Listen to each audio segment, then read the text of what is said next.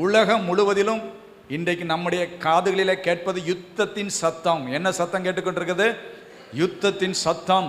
அநேக நாடுகள் யுத்தத்துக்கு ஆயத்தமாய் கொண்டிருக்கிறது. இன்னொரு பக்கம் யுத்தம் நடந்து கொண்டிருக்கிறது. யுத்தத்தின் செய்திகள் கேள்விப்பட்டு கொண்டே இருக்கிறோம். இயேசுவே உம்முடைய வருகைக்கும் இந்த உலகத்தின் முடிவுக்கும் என்ன அடையாளம்? யுத்தத்தின் செய்திகளை நீங்க என்ன செய்வீர்கள்? கேள்விப்பட்டுக்கிட்டே இருப்பீங்க. அங்க யுத்தம் நடக்குது, இங்க யுத்தம் நடக்குது, இங்க யுத்தம் நடக்குது, கேட்டுக்கிட்டே இருப்பீங்க. ஆனா முடிவு உடனே வராது. இவைகளெல்லாம் வேதனைக்கு ஆரம்பம். அப்போ இனி சமாதானத்தின் காலமா வேதனையின் காலமா? கண்டிப்பா வேதனை. ஏன்னா கடைசி நாட்களில் அக்கிரமம் பெருகிக்கிட்டே, துணிகரமா கொலை, துணிகரமா பாவம், துணிகரமா கள்ள தொடர்பு, துணிகரமா பாவம் எல்லாம் செஞ்சுட்டு நான் என்ன பாவம் செஞ்சேன், நான் என்ன பாவம் செய்தேன் என்று சொல்லி கேட்கக்கூடிய உலகத்தில் நாம் இன்றைக்கு வந்துவிட்டோம். அக்கிரமம் மிகுதி ஆவதினால் அன்பு என்ன செய்து விடுமாம்? தனிந்து போய்விடும். அன்பு இல்லாத இந்த உலகம் இனி வரப்போகிறது.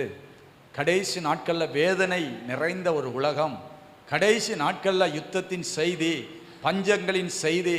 பார்த்தீங்களா, சூடான்லாம் பயங்கர பஞ்சம். அதுவும் அமெரிக்கா யூஎஸ் எய்டுன்னு ஒன்று கொடுத்துக்கிட்டு இருந்தது. இப்போ ட்ரம் வந்து அந்த யூஎஸ் எய்டை நிப்பாட்டிட்டாரு. எல்லா ஆப்பிரிக்கா நாட்டிலையும் பஞ்சம் தலைவிரித்து ஆடுகிறது. இப்போ அமெரிக்கா அனுப்பின யூஎஸ் எய்டு எல்லாத்தையும் நிப்பாட்டிட்டாங்க.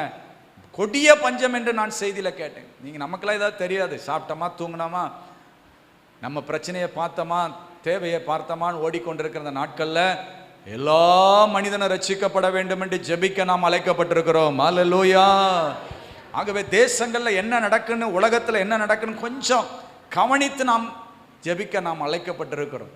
ஆகவே இந்த நாட்களில் கர்த்தர் தம்முடைய வார்த்தையை நிறைவேற்ற போகிறார். கர்த்தருடைய வார்த்தை என்ன தெரியுமா? யாராவது சொல்லுங்க பார்ப்போம்.